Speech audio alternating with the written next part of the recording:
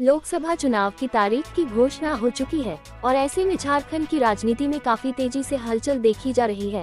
Party के वरिष्ठ नेता एवं विधायक राजनीतिक पार्टी से पाला बदलते दिख रहे हैं। इधर 2 दिनों के अंदर भारतीय जनता पार्टी एवं झारखंड की क्षेत्रीय राजनीतिक पार्टी झारखंड मुक्ति मोर्चा के 2 शीर्ष नेता विधायक अपनी पुरानी पार्टी छोड़ नई पार्टी का दामन थामा है। झारखंड मुक्ति मोर्चा की जामा विधायक सीता सोरेन ने भारतीय जनता पार्टी का दामन थामा। वही महज लगभग 24 घंटे के अंदर लगातार झारखंड के मांडू विधानसभा से 3 बार से विधायक रहे जयप्रकाश भाई पटेल भाजपा छोड़ आज कांग्रेस का दामन। अखिल भारतीय कांग्रेस कमेटी कार्यालय दिल्ली में कांग्रेस के केंद्रीय नेतृत्व के नेताओं के समक्ष एवं झारखंड कांग्रेस कमेटी के प्रभारी अध्यक्ष सहित अन्य नेताओं के समक्ष कांग्रेस का दामन थामा। कांग्रेस प्रदेश अध्यक्ष ने इस विषय पर कहा कि मांडू विधानसभा क्षेत्र में लगातार जयप्रकाश भाई पटेल और उनके पिता स्वर्गीय टेकलाल महतो का पकड़ रहा है, जिसका फायदा हमें अवश्य मिलेगा। वही मांडू विधायक जेपी पटेल के कांग्रेस में शामिल होने के बाद अपनी प्रतिक्रिया देते हुए नेता प्रतिपक्ष अमर कुमार बावरी ने कहा कि सभी राजनेता अपने हिसाब से राजनीति करते हैं, कोई व्यक्तिगत हित के लिए राजनीति करते हैं या कोई राष्ट्र हित के लिए। जेपी पटेल एक परिवार को मजबूत करने के लिए शामिल हुए हैं, वही भाजपा में शामिल होने वाले नेता राष्ट्र को मजबूत करने के लिए शामिल हुए हैं। उन्होंने कहा कि जेपी पटेल का ये कदम आत्मघाती कदम है। उन्होंने कहा कि जेपी पटेल के जाने का भाजपा फायदा और नुकसान नहीं सोच रही।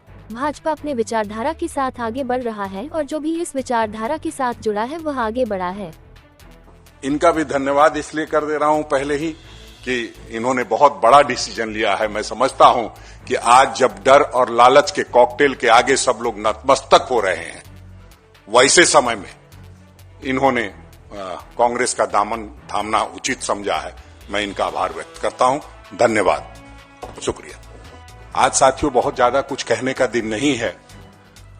जो हमारी इनसे बातचीत हो रही थी लगातार भारत जोड़ो यात्रा के दौरान भी, जो इनकी एक कसमकस थी कि मैं जिस विचारधारा से आता हूं शायद कहीं गलत जगह फंस गया हूं, और एक लंबी लड़ाई लड़ रहे हैं आदरणीय राहुल गांधी जी, जो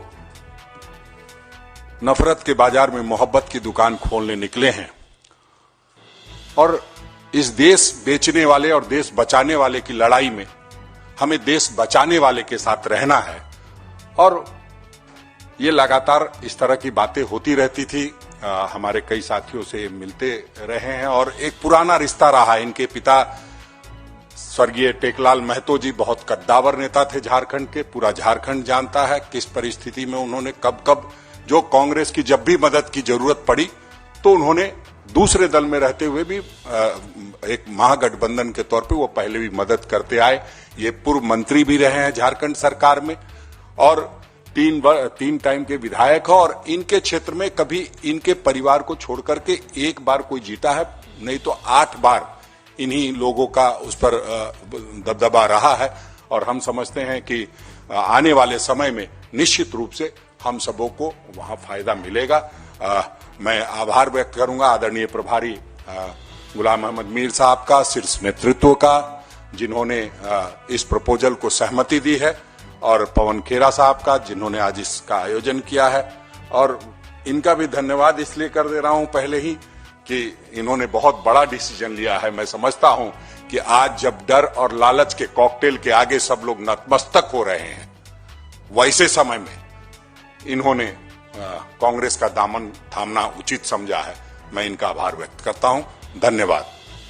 अपने हिसाब से देखते हैं राजनीति को और अपने हित को देखते हैं। कोई देश के हित को देखता है, कोई व्यक्तिगत हित देखता है। इस लिहाज से लोग किसी परिवार को मजबूत करने के लिए जा रहे हैं, कोई राष्ट्र को मजबूत करने के लिए आ रहे हैं। तो कुल मिलाकर के जो निर्णय है, वो निर्णयों को इस हिसाब से देखा जाए। वो गए हैं, अब आगे उनका भविष्य है। लेकिन मुझे लगता है एक युवा नेता थे, उनको इस तरह का आत्मघाती कदम नहीं उठाना। यानी जेपी पटेल के जाने से बीजेपी को नुकसान हो सकता है। देखिए, नुकसान और फायदा भारतीय जनता पार्टी कभी इसको सोची ही नहीं है। हम लोग अपने विचारधारा के साथ आगे बढ़ते हैं और जो इस विचारधारा के साथ जुड़ता है हम उसके साथ आगे बढ़ते रहते हैं। एक जाता है 100 जुड़ता है। सीता सोरेन के निर्णय के पीछे क्या कारण मानते हैं? और जो झारखंड को जिस तरह से गर्त मिले जाने का काम हुआ है, जिस तरह भ्रष्टाचार ने झारखंड को पूरी तरह से तहस नहस किया है, उस परिवार में रहते हुए भी सीता सोरेन जी ने सरकार में रहकर के भी उसके विरोध किया है। तो मुझे लगता है कि उसको उन्होंने अपने आत्मा की आवाज़ सुन करके उन्होंने उसके खिलाफ लड़ाई लड़ने की ऐलान किया है और जो हम लोग कहते थे उसको पुष्टि की।